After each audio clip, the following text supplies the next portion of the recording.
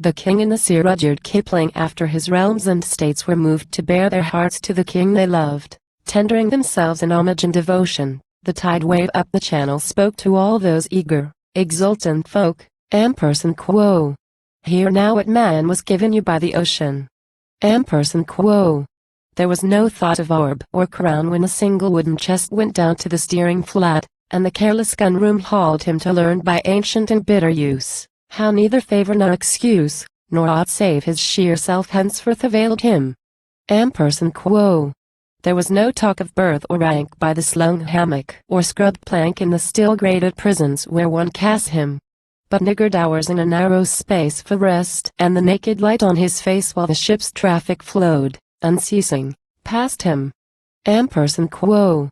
Thus I schooled him to go and come, to speak at the word at a sign, be dumb, to stand to his task, not seeking others to aid him, to share in honor what praise might fall for the task accomplished, and over to swallow rebuke in silence.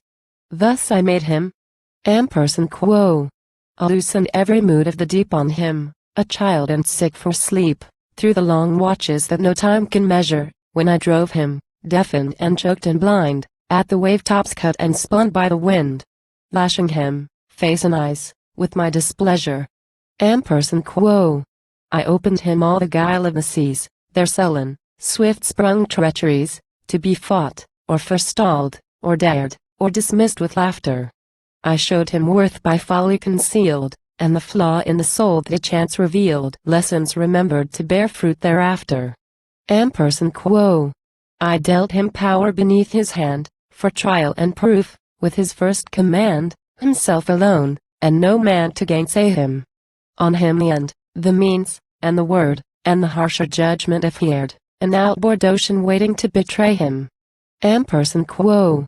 Wherefore, when he came to be crowned, strength and duty held him bound, so that not power misled nor ease ensnared him who had spared himself no more than his seas had spared him. Ampersand quo. After his lieges, in all his lands, had laid their hands between his hands, and his ships thundered service and devotion, the tide wave, ranging the planet, spoke on all our 4 shores as it broke. Ampersand quo. Know now with man one gave you I, the ocean. Ampersand quo.